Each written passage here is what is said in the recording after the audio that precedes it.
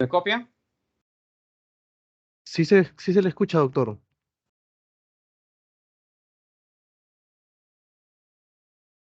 Buenas. Doctor, sí se le escucha. Buenos días.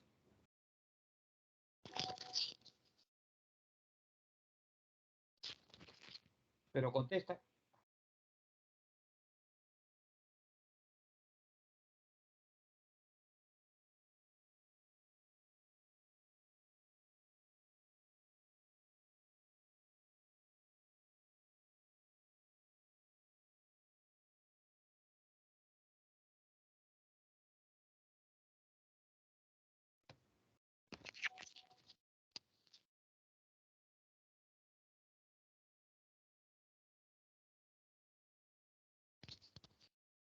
Aló, ahora me escucha.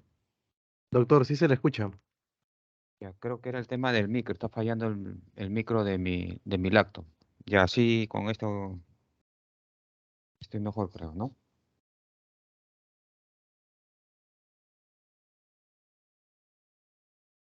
Jeremy. Sí, doctor, sí se le escucha perfecto. Ya, entonces voy a ver si puedo compartir la imagen, ya. Ya. Ya, ya están todos los alumnos, ¿no? ¿Cuántos alumnos hay? A ver. Y en la reunión hay 65, doctor. Ya, a ver, déjame anotar un ratito, ya, 65. ¿Cuántos alumnos son? Somos 67. Faltan dos. ¿Quiénes son esos dos que faltan? Ah, ¿Has pasado lista? ¿Ya no me dices? sí, lo pasé la lista en la mañana, pero creo que ya se han salido, creo. Porque en lista me dijeron que sí, presente, ¿no? Y creo que se ¿Verdad? han salido. Igual voy a descargar lista ahorita y le respondo eso, doctor. ¿Ya? Porque voy a tomar foto al listado ahorita yo, ¿ah? Solamente veo, 65 hay. Pero con usted, entonces hay 64, doctor. Tres 60, alumnos están faltando. claro.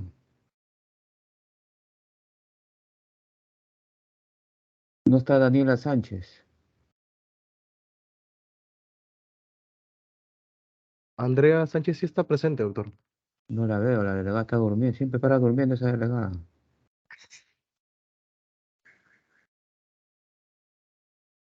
Disculpe, buenos días. Andrea, hoy día tenemos práctica, no se salvan, ¿ah? Ya hablamos Está por bien. inbox.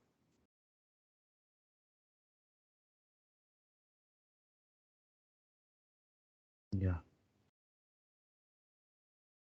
Entonces cerramos acá. Vamos a ver si se puede compartir. Sí, no.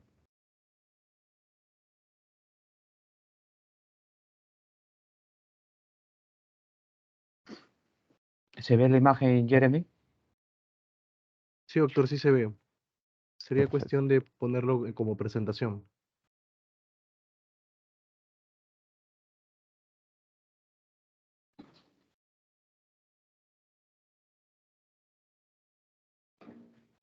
Ahora, Sí, sí, doctor, sí se ve. ya hay un audífono que está ahí fuerte, no sé si será tuyo o de quién. No, es del compañero de siempre, Remicio. Ya lo pagué, doctor, no se preocupe. Ya, anúlalo, ya, por favor, me das un nombre para bajarle un par de puntos. Ya, doctor. Ya. Bueno, ante todo, muy buenos días. Les saluda el doctor Carlos Orellana Salazar. Como pueden ver en la primera imagen de PPT, soy doctor en salud pública, magíster en administración de servicios de salud, magíster en dirección y gestión de los sistemas de seguridad social, médico cirujano de la prestigiosa Universidad Nacional Federico Villarreal, especialista en pediatría y especialista en medicina familiar. Como otra carrera tengo la de educación en la Universidad de San Marcos, derecho en la Universidad de Villarreal y auditor médico de la Universidad de San Marcos. Para mí es un honor poder dictar a mis compañeros de mi alma mater y espero que esta clase sea una clase dinámica y que podamos aprender mutuamente, porque el médico está para eso, ¿no? Para aprender cada día más, siempre se aprende un poquito más. Sin más preámbulos, pasamos a lo siguiente, ¿no? Eh, ¿Qué esperamos al finalizar la sesión para los estudiantes, ¿no? Ante todo, reconocer la composición de la sangre. Perdón, el tema del día a tratar de hoy es composición de la sangre y sus funciones hematopoyéticas. El día de mañana vamos a hacer glóbulos rojos y pasado mañana vamos a hacer plaqueta y hemostasia. Eso está claro, ¿no, Jeremy? Sí, doctor, ya les avisé a los coordinadores también que les digan a los compañeros. Todo Perfecto, claro. gracias. Gracias, Jeremy. Entonces, el tema del día de hoy es composición de la sangre y sus funciones hematopoyéticas. ¿Qué esperamos al finalizar la sesión para los estudiantes? Que el estudiante pueda reconocer la composición de la sangre, que pueda definir de alguna manera las principales propiedades físico-químicas de la sangre. Obviamente, la sangre es todo un capítulo de años de aprendizaje. Vamos a tratar de hacer una síntesis de lo más importante y primordial que todo médico debe de saber. Al menos reconocer que la sangre es de color rojo. ¿Y por qué es rojo? Porque no es tan rojo, como diría el doctor Rojo. A veces es un rojo brillante y a veces es un rojo oscuro. En fin, eso lo veremos más adelante. Debemos entender el proceso de la hematopoiesis, ¿no? Porque acuérdense que la sangre está en constante renovación, ¿no? A diario se producen millones de células que tienen unas funciones muy importantes para nuestro organismo en general. Y la idea de complementar esta sesión es con las prácticas sugeridas que ya las sociabilicé con su delegado, con Jeremy, y espero que él ya las haya sociabilizado con sus respectivos coordinadores para que de repente le puedan sugerir a los docentes de prácticas para que se pueda llevar a cabo estas prácticas que más que nada serviría para complementar esta unidad. Como reflexión tenemos que ya Hipócrates hablaba de que la sangre era un líquido vital, que tenía un carácter místico, decía él, ¿no? Y que conocer sus cualidades es muy importante. Miren, en esa época, hasta el día de hoy, para cualquier estudiante de medicina y obviamente para cualquier profesional de la salud. Hasta ahí se escucha todo bien, Jeremy, ¿no? Sí, doctor, perfecto. Por si acaso tengo acá mi celular al lado, cualquier interrupción o algo me timbras, por favor, ¿ya? O cualquier, a veces uno puede estar pensando que está todo bien, pero está bien, ¿no, Jeremy? Sí, doctor. Ok.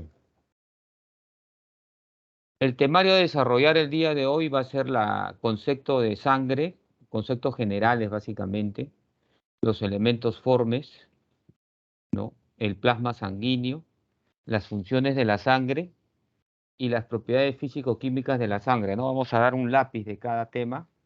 Más o menos he tratado de desarrollar este temario de una manera ordenada para que ustedes también puedan tener los conceptos de una manera ordenada, ¿no?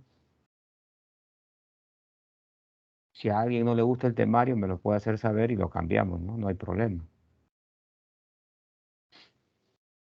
Quisiera hacer una pequeña introducción referente a lo que es la fisiología humana antes de entrar en sí a la sangre, ¿no? La fisiología humana se ocupa de las características y los mecanismos funcionales específicos del cuerpo humano, lo que hace del ser humano un ser vivo, obviamente, pues, ¿no? El ser humano está en constantes cambios, ¿no? Automatiza muchas de las grandes variables que condicionan su medio interno, su vivir diario, ¿no? De repente, si tiene hambre, ¿no? Busca saciar esa hambre, ¿no? Si tiene frío, busca abrigarse, busca calor. Si tiene miedo, trata de protegerse, ¿no? Si tiene alguna dificultad respiratoria, trata de incrementar esa dificultad respiratoria. Si necesita de de agua por un tema de deshidratación, trata de ahorrar esa agua, ¿no? Y todo eso se hace mediante muchos mecanismos. Estos mecanismos son realizados básicamente por una unidad básica del cuerpo humano que es la célula, ¿no? Esta célula es un agregado de muchas células que van a estar unidas mediante estructuras intercelulares de soportes. Cada tipo de célula está adaptada para realizar una o en algunos casos varias funciones, ¿no? Y por ejemplo, en el tema de nosotros, ¿no? Por ejemplo, este, existen en nuestro cuerpo humano un aproximado de 25 billones de glóbulos rojos de un total de aproximadamente 100 billones de células de todo el organismo, ¿no? Siendo, pues, como ustedes saben, una de las principales funciones del glóbulo rojo el transporte de oxígeno.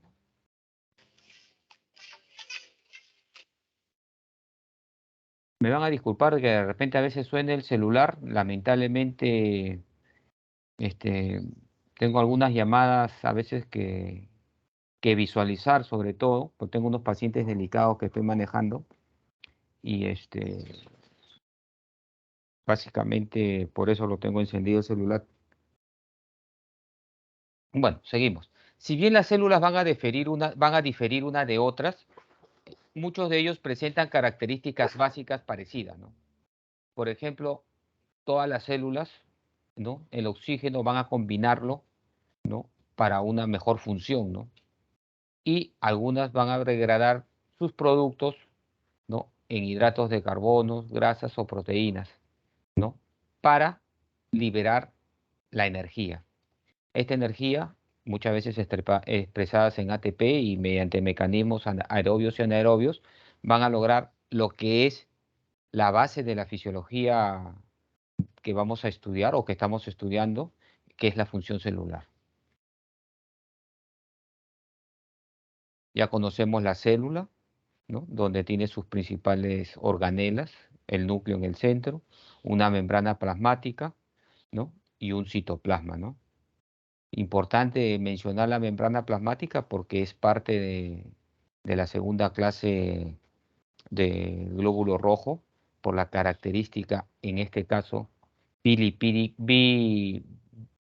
bilipídica proteica del glóbulo rojo, ¿no? Que le permite una adaptabilidad especial para poder traspasar ciertos capilares en ciertas medidas, obviamente, ¿no? Importante mencionar el medio interno porque las células van a vivir en ese medio interno, ¿no? Encerrada dentro de los tegumentos, ¿no? Este mar interior donde están estas células es el líquido extracelular, ¿no? Si hay un líquido extracelular es porque hay un líquido intracelular, no hay que olvidarnos de eso. La homeostasis, ¿no? Para lo cual todos los órganos y tejidos del cuerpo desarrollan funciones para mantener un medio constante, ¿no? Un medio adecuado para que, por ejemplo, puedan desarrollar sus diversas funciones y sobre todo la buena calidad de vida que debe tener toda persona, ¿no? Por ejemplo, los pulmones requieren del oxígeno, que es traído del líquido extracelular. El sistema gastrointestinal requiere de ciertos nutrientes que pueden ser abastecidos por dentro o por fuera del organismo, etc. No olvidar que un desequilibrio de esta homeostasis va a implicar una falla de determinados órganos, de determinados tejidos y obviamente va a determinar una enfermedad. Por ejemplo, si hay una concentración alta de glucosa, obviamente va a originar un tema ya conocido por todos nosotros que es la diabetes. Aquí podemos observar algunos componentes que están presentes en la sangre. Es importante desde ya ir conociendo la presencia de ciertos componentes porque nos va a permitir a nosotros ver esta homeostasis, ver el funcionamiento de ciertos elementos que pueden ser proteicos, minerales, este, de repente algunos carbohidratos, ¿no? o, o proteínas, ¿no? ¿no? Que están determinados en ciertas medidas en unidades expresadas en el líquido plasmático y que su alteración, tanto hacia arriba o hacia abajo, va a expresar algún daño o alguna patología que se está manifestando en nuestro organismo, ¿no? Como ya les había manifestado, por ejemplo, cuando hablamos de la glicemia, ¿no? El valor normal va entre 80 a 110 según el reactivo que se utilice. Una expresión mayor a 110, 120, 130, 140, ya está expresando que el organismo no está funcionando adecuadamente y hay que hacer los estudios del caso, ¿no? Los más adecuados. No olvidarse, y esto es algo muy importante, que del peso total del organismo, ¿no? Del peso total del organismo, ¿no? Imaginémonos una persona de 70 kilos aproximadamente, ¿no? Tiene un porcentaje de 60% del agua, ¿no? 60% de agua, ¿no? Y lo demás es pues un 18% de proteínas, un 15% de grasas y un 7% de minerales. Se dice que de una persona más o menos de 70 kilos, un aproximado del 5% es plasma sanguíneo, ¿no? O sea, aproximadamente unos 5 litros, algo así, ¿no?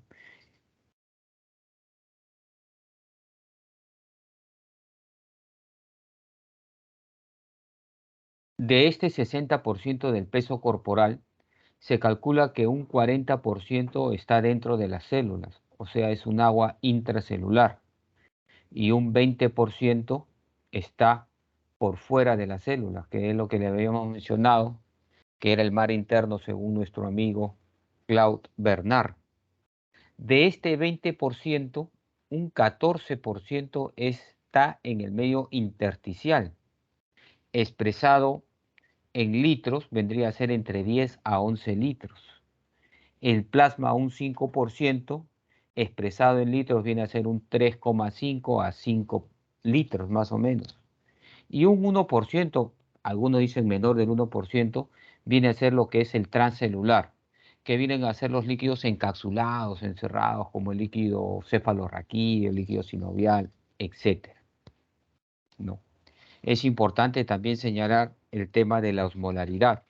En el caso de nuestro organismo, o sea, la osmolaridad de la sangre, va entre un promedio de 285 a 295. Eso es un dato muy importante porque nos va a permitir medir la tonicidad, ¿no? Si hay un medio este, normotónico, ¿no? Una tonicidad normal, o hay un medio hipertónico o hipotónico, según sea el caso, lo cual puede acarrear ciertas patologías.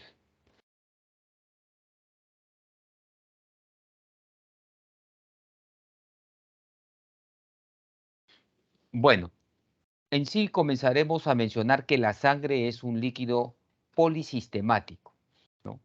Porque está compuesto de diversas estructuras celulares, ¿no? Con múltiples unidades funcionales.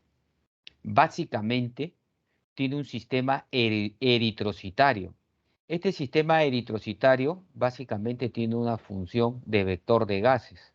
Como ustedes sabrán, transporta tanto el oxígeno hacia los tejidos de todo el organismo que viene de la sangre, ¿no? Un oxígeno enriquecido de una sangre arterial, y lleva el CO2 por las venas, ya en un medio pobre en oxígeno, para nuevamente hacer un intercambio gaseoso. Eso lo vamos a ver de repente un poquito más adelante. El sistema leucocitario, que tiene un sistema básicamente de defensa, de protección sobre agentes extraños como microorganismos que lesionan a nuestro cuerpo mediante enfermedades, ¿no? El sistema trombocítico, que tiene que ver con un tema de hemostasia, de coagulación, y el sistema plasmático, que básicamente tiene funciones nutritivas y reguladoras, mediante los diversos elementos que están difundidos, ¿no? en este medio plasmático, que puede ser lípidos, carbohidratos, aniones, cationes, llámese cloro, sodio, potasio, el agua básicamente, etcétera, etcétera, etcétera. Es importante ver este esquema, muchos ya lo conocerán, ¿no? Que viene a ser la composición de la sangre. Este es obviamente un frasco, una probeta que ha sido centrifugada y donde la mayor densidad va a caer hacia abajo, que ustedes pueden ver la parte roja, que viene a ser los glóbulos rojos y que representa el hematocrito, ¿no? Un 45% aproximadamente de esta composición, ¿no? De esta composición que viene a ser de 1 centímetro cúbico aproximadamente. Presenta un líquido amarillento, un líquido paja, ¿no? Que viene a representar el plasma, que viene a ser un 55%, que viene a ser la parte líquida de esta composición de la sangre. Y si ustedes pueden observar entre este elemento amarillo pajoso y el elemento rojo, hay una pequeña raya que vienen a ser la capa leucocitaria, ¿no? Que está compuesta tanto de glóbulos rojos como de plaquetas. Algunos le llaman la parte sólida, ¿no? Y que está compuesta por glóbulos rojos, glóbulos blancos y plaquetas.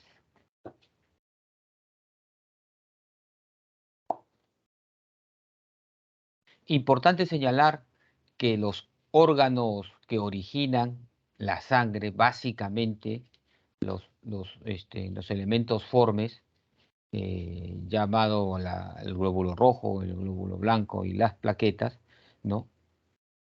Se forman mediante el sistema hematopoyético, ¿no? Mediante células madres, ¿no?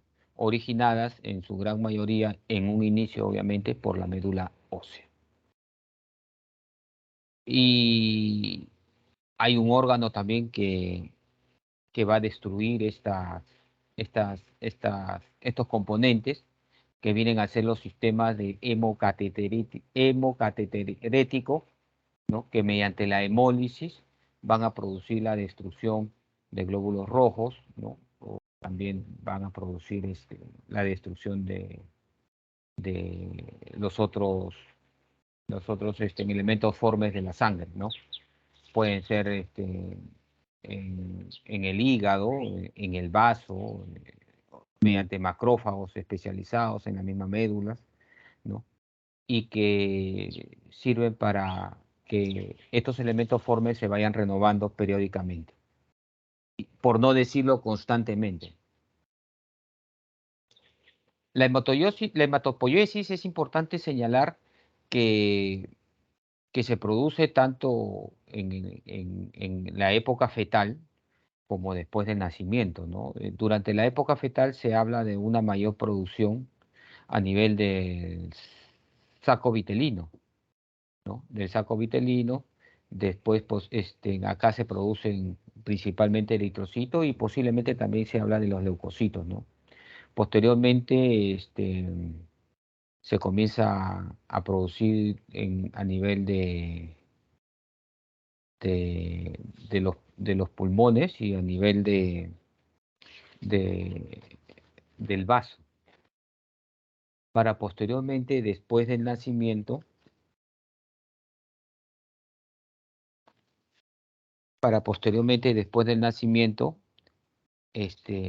tomar la batuta, ¿no? Tomar la batuta, los huesos largos como la tibia, el fémur, ¿no? Y la parte axial del esqueleto como es las vértebras, las pelvis, esternón y ribs y algunos huesos del cráneo.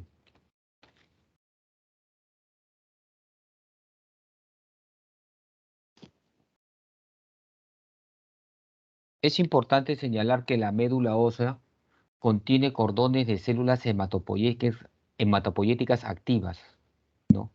Que se encuentran dentro de la cavidad medular, ¿no? Y en los niños sobre todo, y ya en el adulto se encuentran en los espacios esponjosos, ¿no? En lo gordito, en la epífisis, ¿no? ¿No? La médula ósea contiene vasos sanguíneos especializados sinusoides, en los cuales van a liberar células y plaquetas neodesarrolladas de la sangre. Aquí tenemos un esquema donde vemos la médula ósea, sobre todo lo que es la médula ósea roja, que es la productora de la celularidad sanguínea mediante las células madres, y también tenemos la médula ósea amarilla, ¿no? Que realmente es inactiva para este tema hematopoyético.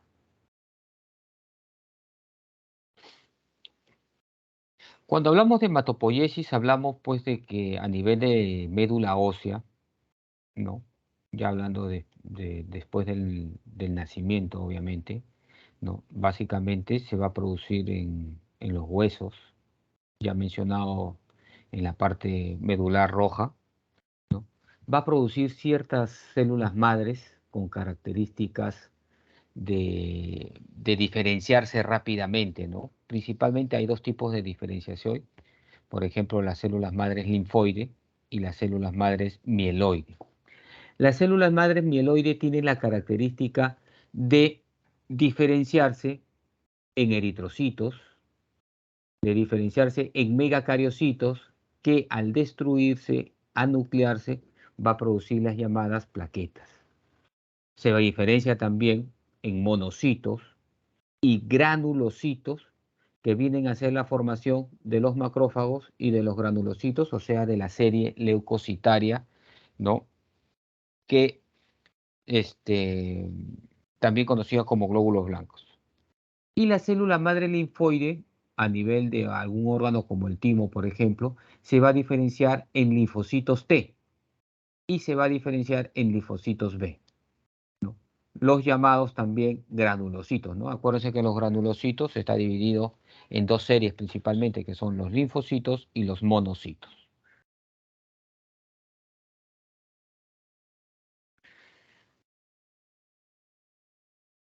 Esta es una característica, por ejemplo, de lo que es la diferenciación de un glóbulo blanco, ¿no? RBC es una palabra en inglés que lo catalogamos como glóbulo blanco, ¿no? Entonces, a nivel de la médula ósea, bone marrow, ¿no? Vamos a diferenciar lo que es la célula madre, que se va a ir diferenciando en sus diversas etapas, ¿no? En sus diversas etapas dentro de la médula ósea, el proeritoblasto, el vasoeritoblasto, el polieritoblasto, este, eritoblasto. Aquí se enúclea, ¿no? Se forma el reticulocito. Se dice que más o menos 2 días está dentro de la médula ósea el reticulocito, y de ahí al tercer día pasa ya a la sangre en sí, ¿no? Para lograr su maduración final, que es el glóbulo blanco, que si está en buen estado puede durar entre 90 a 120 días. Bueno, esto es lo que ya les había adelantado más o menos, no lo de la eritropoiesis, ¿no? De la lámina anterior, ¿no? Más o menos tiene una duración de 5 a 7 días, ¿no? 6 días más o menos está en... ¿Dónde está la flechita? 6 días más o menos está en la médula ósea, ¿no? Diferenciándose desde el hemocitoblasto, ¿no? Que se ha diferenciado de la médula madre, el proeritoblasto, eritoblasto policromatrófilo, eritoblasto ortocromatófilo, ya el normoblasto, que es donde empieza a enuclearse, como ustedes pueden ver acá en el dibujo, el reticulocito, que ya está enucleado, y el eritrocito, que es una célula discoide, ¿no? Una célula que va a presentar una característica bicóncava, ¿no? Pequeña, de 7 a 8 micras de diámetro más o menos, y que esa característica le va a permitir el transporte tanto de agua como de oxígeno, ¿no? Acá tenemos la formación de hemoglobina para la formación del grupo EN. Como ustedes bien saben, ¿no? La succinilcoenzima A más la glicina van a formar el pirrol. El organismo requiere de 4 pirroles para formar la protoporfirina 9. Esta protoporfirina 9, unida a una molécula de fierro, va a formar lo que es el grupo EN. Este grupo EN, unido a un aminoácido denominado globina, va a formar lo que es la cadena de hemoglobina en sus diversos nombres. Estas dos cadenas de hemoglobinas, tanto alfa como beta, va a formar lo que es la famosa hemoglobina, que está presente dentro de lo que es el órgano de la célula roja, ¿no? Como bien les había dicho, la vida promedio de un glóbulo rojo es más o menos de 120 días y su componente principal, la ya mencionada hemoglobina. La eritropoyetina, pues, es una proteína que se encarga de regular la eritropoiesis, ¿no? Sobre todo se fabrica o es secretada a nivel de parénquima renal y sobre todo es un producto que ya ha sido sintetizado, ¿no? Y que se utiliza pues para la formación en diversos casos de patologías que requieran formación de nuevos glóbulos rojos o de mejorar patologías con este problema, ¿no? Bueno, acá tenemos una imagen un poquito más amplia de lo que es la hematopoiesis, ¿no? La célula madre que se ha diferenciado en el hemocitoblasto. Estas a su vez se van a diferenciar en el megacardioblasto, ¿no? Que enucleada y fragmentada va a producir lo que son los trombocitos, ¿no? Por eso es importante diferenciar las plaquetas de las células, porque muchas veces se preguntan o se dice cuáles son las células de la sangre, ¿no? Y los chicos siempre responden en los glóbulos rojos, los glóbulos blancos y las plaquetas, ¿no? No es así, ¿no? Acuérdense que las plaquetas son un fragmento enucleación producto de la destrucción de estos megacardiocitos, ¿no? Y que pierden su celularidad, o sea, no son células. Por eso siempre se habla de elementos formes y no se habla de células de la sangre, ¿no? Bueno, los monoblastos que se van a diferenciar en los monocitos, ¿no? Los linfoblastos que se van a diferenciar en los linfocitos, que vienen a ser los agranulocitos, ¿no? Los mieloblastos que se van a diferenciar en los progranulocitos, que van a ser los basófilos, los eosinófilos y los neutrófilos, cuya característica es que tienen en el citoplasma sus gránulos, ¿no? De diversos colores y eso le da los nombres generalmente. Y los proeritroblastos, ya hablados y mencionados, que van a dar los eritrocitos. Vamos a hacer un pequeño análisis sobre los glóbulos rojos. Este tema se va a tocar más ampliamente en la siguiente sesión. Jeremy, ¿hasta ahí está todo claro? Sí, doctor, todo claro. Ya. Bueno, continuamos. Los glóbulos rojos, eritrocitos o hematíes, cuya característica principal son células anucleadas, han perdido su núcleo, como ya les había mencionado, desde que eran normoblastos, cuya principal función es el transporte de gases entre los pulmones y los tejidos, ¿no? No se olviden el oxígeno y el CO2, difusión de gases. Contienen en su interior una disolución concentrada de hemoglobina, ya mencionada, con ciertas características. Se produce en la médula ósea, tiene una vida media de más o menos 120 días, 90 días, 150 días. Hay algunos glóbulos rojos que están un poco dañados y se mueren antes, ¿no? Eso es reconocido por los órganos hemacocateréticos, como el vaso, por ejemplo, el hígado, que tiene cierta afinidad para la destrucción de estos elementos que no están en buenas condiciones, ¿no? O hay elementos, ciertas enfermedades que no tienen la característica forme del glóbulo rojo y que también son destruidos, ¿no? Y es por eso que producen ciertas patologías, ciertas anemias, como por ejemplo la anemia falciforme, y que son destruidos en el sistema mononuclear fagocítico, ¿no? Esta es una característica de los glóbulos rojos, ¿no? Red blood cell, ¿no? Que en su concentración amplia de hemoglobina, ¿no? Transporta lo que es una de las funciones más importantes para el organismo y para la supervivencia del organismo, que es el oxígeno, a través de los vasos sanguíneos, ¿no? Ahora vamos a hablar un poquito de los glóbulos blancos, ¿no? Los glóbulos blancos, ¿no? Que básicamente es elemento de defensa para nosotros, ¿no?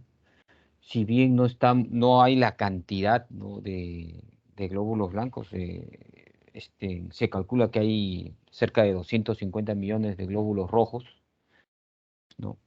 A comparación, los glóbulos blancos hay entre 5.000 a 8.000 glóbulos blancos, ¿no? Pero son pues cual guerreros espartanos, ¿no? Que no necesitan de grandes cantidades para emprender grandes luchas, ¿no? Por ahí sacan sus leónidas y hacen la defensa adecuada del organismo, ¿no? A veces se les escapa ciertas situaciones que son también causantes, sobre todo en lo que parte el sistema inmunológico, de algunas enfermedades autoinmunes. Pero bueno, ¿quién no tiene errores en la vida?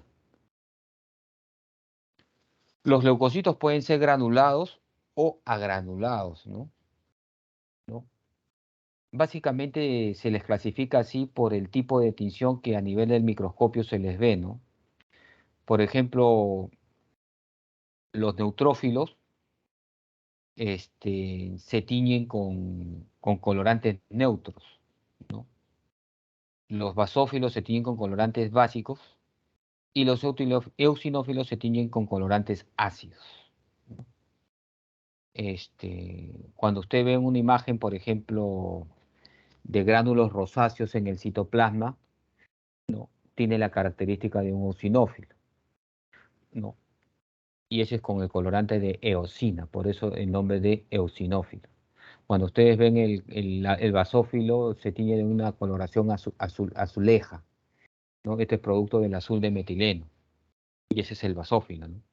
Y cuando no hay una tinción profunda de azul de metileno o de eosina, es una coloración neutra, por así decirlo, es el denominado neutrófilo.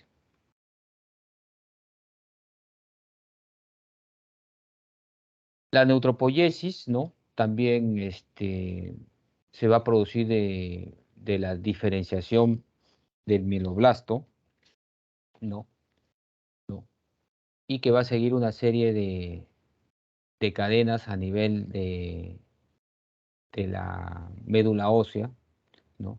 Promielocítica, mielocítica, metamielocítica, ya la banda celular, donde comienza acá principalmente a diferenciarse el lóbulo, ¿no? El lóbulo de, de la célula, ¿no? Este mismo lóbulo va a comenzar a segmentarse para al final presentar la característica principal del neutrófilo, que es el polimorfo nucleado. Estos tres elementos son importantes, ¿no? Son importantes porque si nosotros en sangre viésemos un incremento de la band cell, o las células en banda, o las células abastonadas, entonces nos vamos a dar cuenta que hay un tema, ¿no?, de enfermedad probablemente de la sangre, ¿no? Entonces hace que el organismo esté produciendo más de lo normal estos tipos de células, y probablemente porque el organismo está requiriendo de mayores defensas, ¿no? Es lo que nosotros llamamos en bioquímica o en laboratorio desviación izquierda.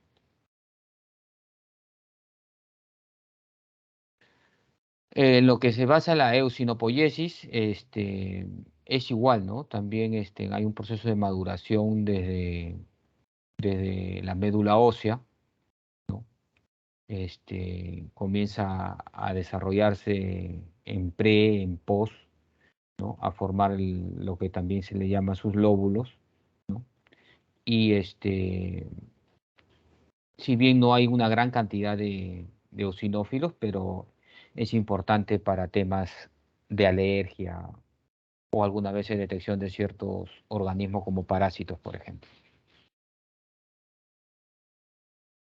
El neutrófilo segmentado, ¿no?, constituye dentro del espectro de los leucocitos entre un 60 a 65% del total de leucocitos, ¿no?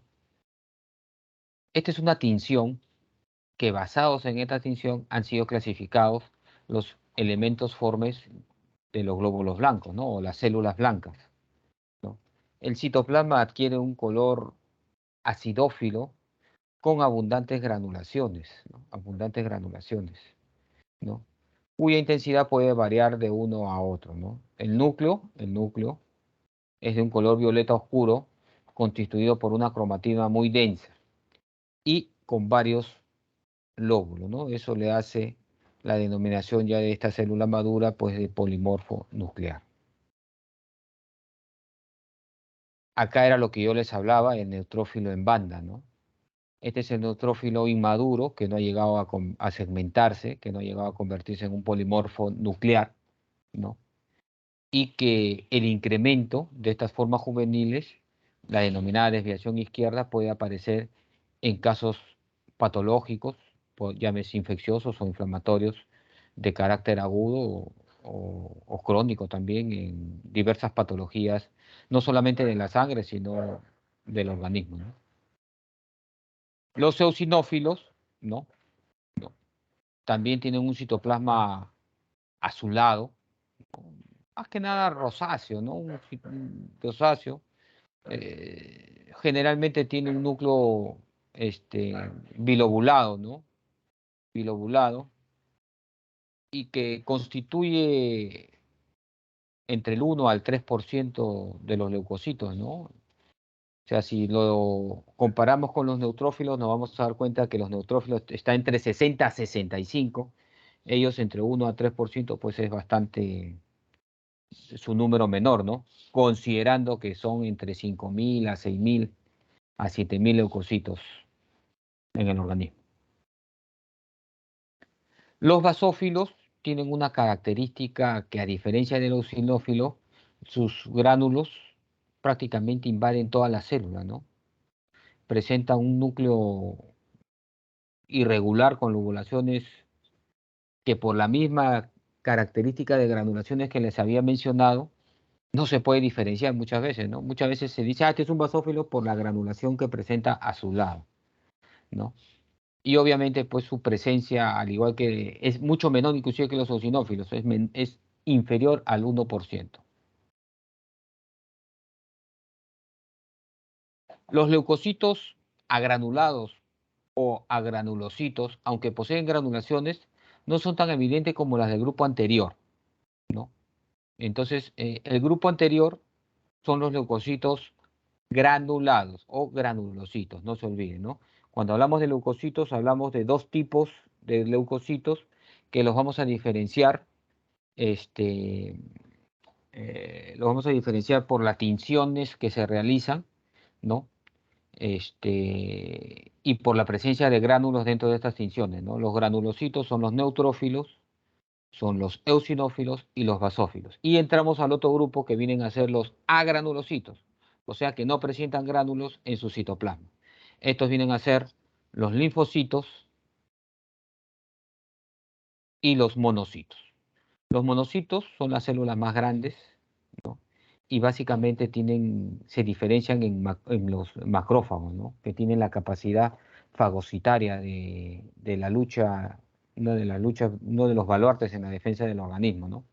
Y los leucocitos también van a participar en la diferenciación inmunitaria, ¿no? Tanto de linfocitos T y de linfocitos B.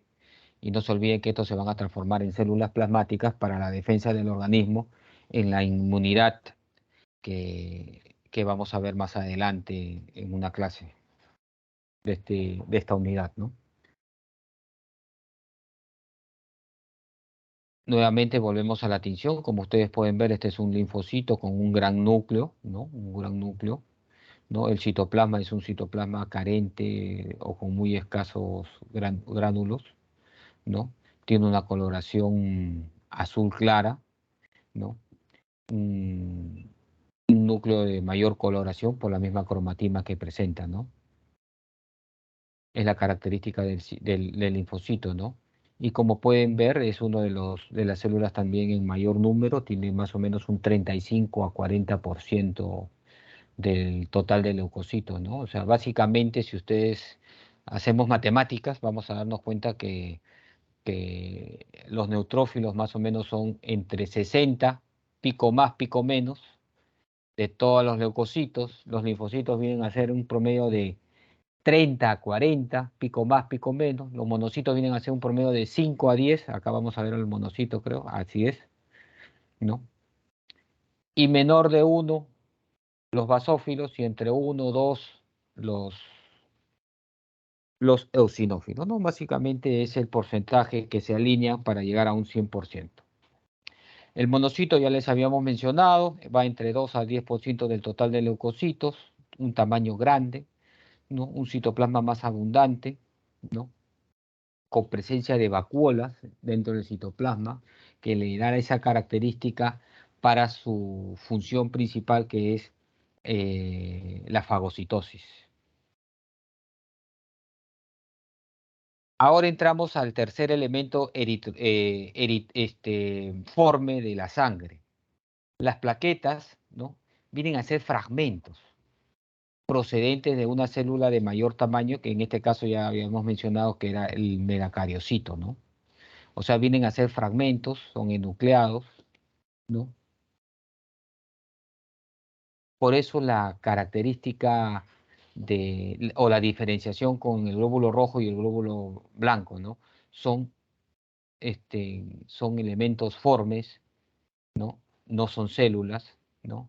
Y también tiene la característica de enucleación.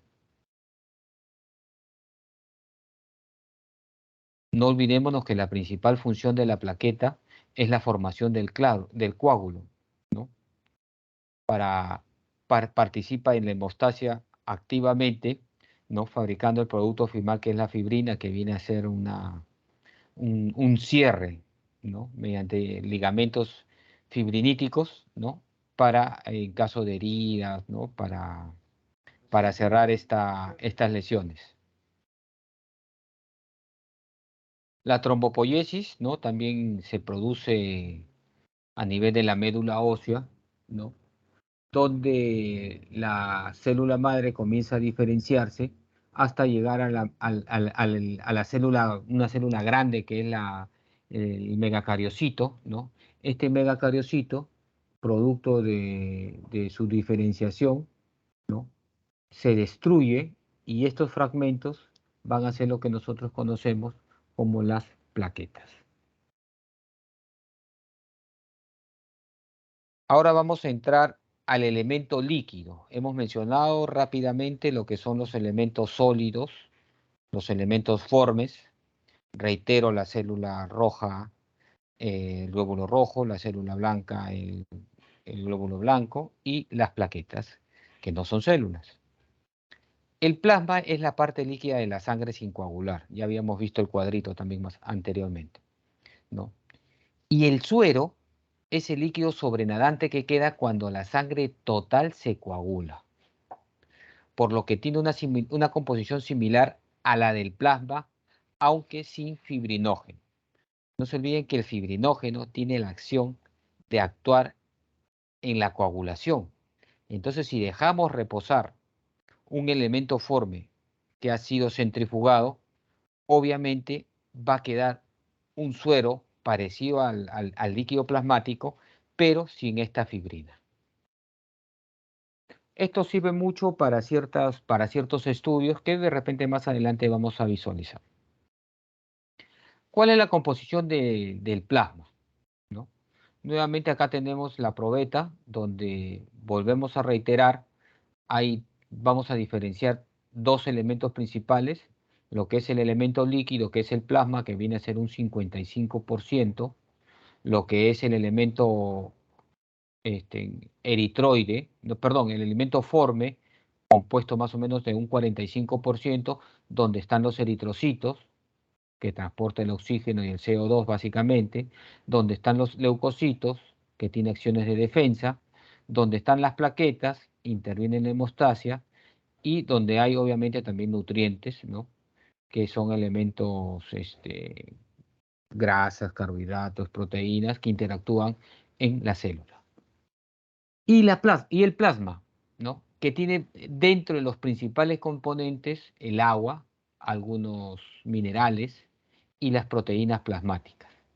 el agua, que es un solvente que va a servir para el transporte de diversas sustancias, las sales, que son para permitir sobre todo lo que es la homeostasis, el balance osmótico de la sangre, la regulación del pH, la permeabilidad de las membranas, que es muy importante, y las proteínas, que van a ayudar también al balance osmótico, como la albúmina, por ejemplo, para la coagulación, como el fibrinógeno, por ejemplo, y para la defensa, como las inmunoglobulinas, por ejemplo, ¿no? Entonces, también tiene su acción las proteínas dentro de lo que es el plasma.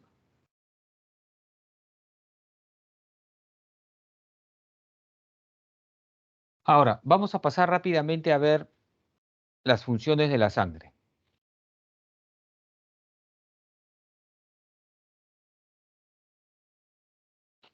Bueno, perdón un ratito, déjenme ver esto.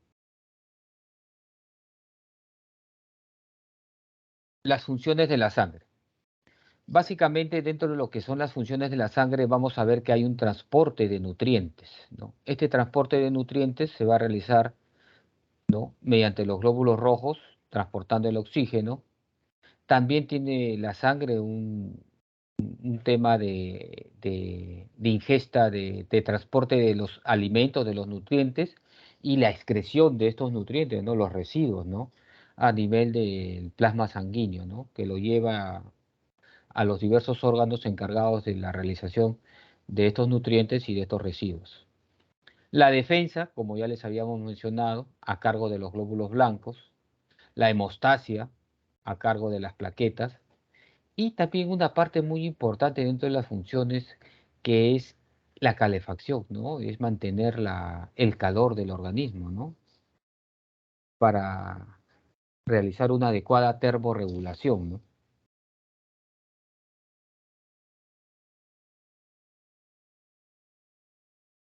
Como bien lo habíamos mencionado, una de las principales funciones es la función respiratoria, o sea, el transporte de oxígeno y CO2 entre los pulmones y a nivel de tejido y a nivel de las células diversas del organismo.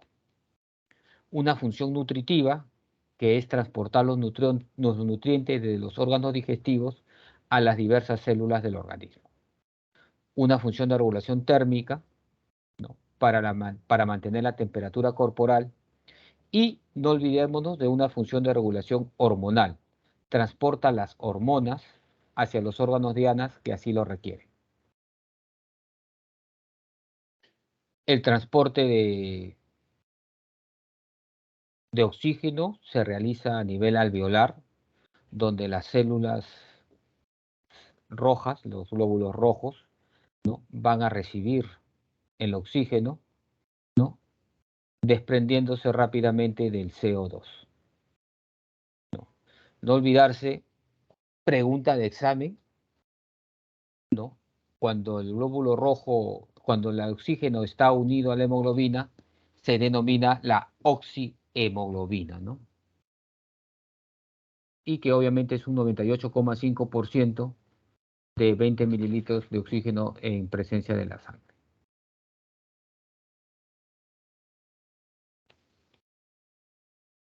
El transporte de CO2, ¿no?, que es, no se olviden, el oxígeno va repartiendo el oxígeno y va recogiendo, a nivel de los tejidos, va recogiendo el CO2, ¿no? Un 70% es en forma de bicarbonato, como anhidrasa carbónica, y un 25% unido a la hemoglobina, que es la carbaminohemoglobina. No olvidarse, ¿no? El anterior era la oxihemoglobina y cuando está unido al CO2 es la carbaminohemoglobina. Y un 5% disuelto en plasma. Dentro de las otras funciones que tiene la sangre, tiene una función excretora, porque va a transportar los diversos residuos, ¿no?, principalmente hacia los riñones. La función de defensa, como ya lo habíamos mencionado, que es por parte de los leucocitos, no nos olvidemos del monocito, que se diferencia en macrófago, y los anticuerpos, ¿no?, a través de los linfocitos T y B, ¿no?, principalmente los linfocitos B. Tiene una función hemostática, por parte de las plaquetas, ¿no? Cuando se produce una lesión en los vasos sanguíneos, gracias a esta hemostasia se produce la coagulación. Una función homeostática, que ya la habíamos mencionado como introducción, que sirve para mantener los valores y concentraciones de los elementos celulares y de los tejidos, ¿no? Un adecuado pH, un adecuado balance osmótico, un adecuado balance del agua, ¿no? Para el buen desempeño de los organismos del cuerpo. Acá podemos hacer una pequeña diferenciación, ¿no? Dentro de las funciones celulares, ¿no? Tenemos el transporte de gases, acciones defensivas por los leucocitos, hemostasis por parte de los trombocitos, ¿no? No se olviden, funciones celulares o podríamos mejor mencionar funciones de, de los elementos formes de la sangre. Y estas son las funciones plasmáticas, ¿no? Que van a depender de estas diversas este, sales, ¿no? O elementos minerales, ¿no? Van a elementos proteicos también, algunos lípidos, hormonas, anticuerpos, ¿no? Que sirven para el buen llevar de los diversos órganos, de los diversos tejidos, de las diversas células, ¿no? Y obviamente la principal función de los glóbulos rojos a través del plasma, que es transportar la hemoglobina y llevar el oxígeno a los tejidos. Finalmente, como último punto, vamos a tocar levemente las propiedades físico-químicas de la sangre.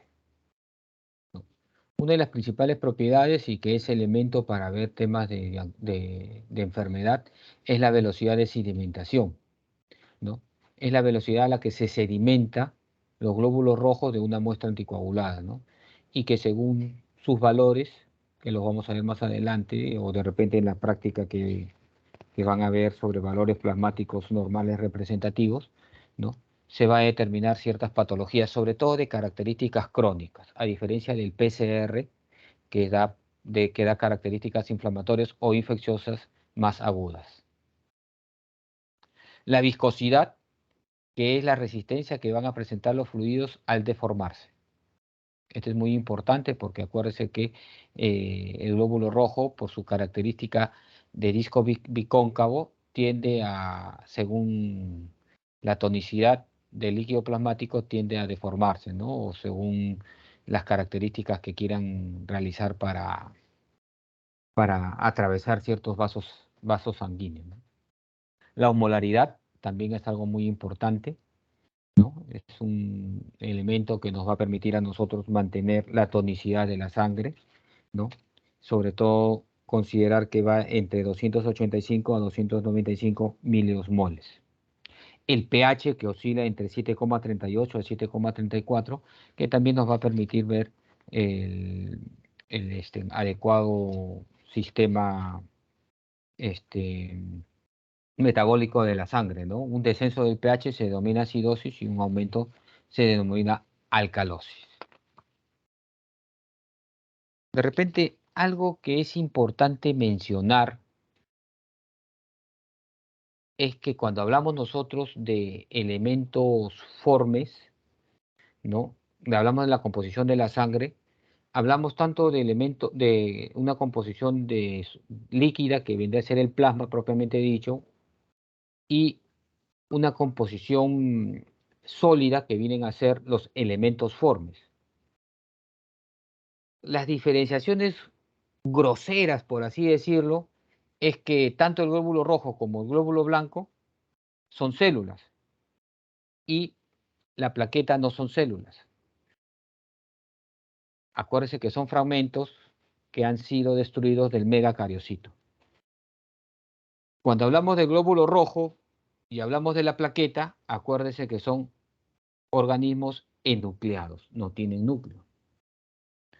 Cuando hablamos de leucocitos y plaqueta, acuérdense que tienen un movimiento ameboide que les permite la diaperesis, o sea, les permite pasar hacia otros tejidos, lo cual no tiene esa característica el glóbulo rojo.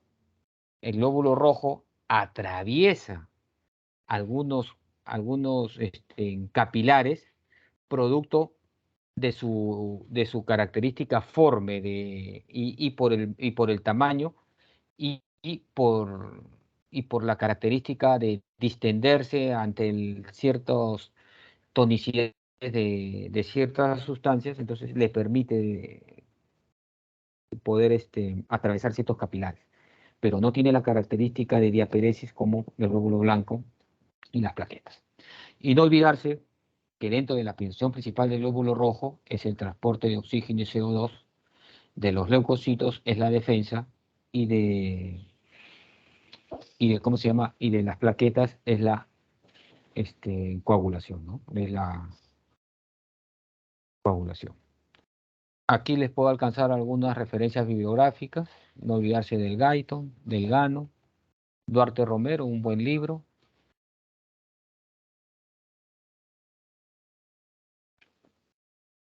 Jeremy, ¿estás ahí? Sí, doctor. Bueno, damos por concluido el primer temario del día de hoy. No sé si de repente habrá alguna pregunta, algo que quieran absolver, mi querido Jeremy. No sé si será por intermedio tuyo o levantando la mano. Chicos, ¿tienen alguna pregunta? Creo que el día de hoy ha sido un día cansado. Han tenido examen temprano. Espero que hayan salido bien. Sí, doctor. De repente no hay preguntas por eso mismo. De repente están un poco cansados los compañeros. Pero están ahí, ¿no? O Sí, sí, están... sí están. Sí están, doctor. Remigio está ahí. Chequéamelo a Remigio, por favor, Jeremy. ¿Ya?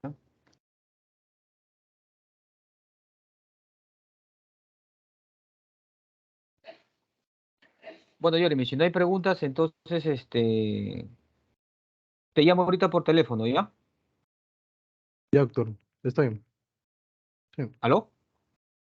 sí, doctor, ¿Ya? está Entonces, bien. eso sería todo, chicos. Que tengan un bonito día. Hasta mañana. Gracias, doctor. Gracias, Hasta luego. doctor. Hasta mañana. Gracias, doctor. Gracias, Hasta doctor. mañana. Hasta mañana. Gracias, doctor. Hasta mañana.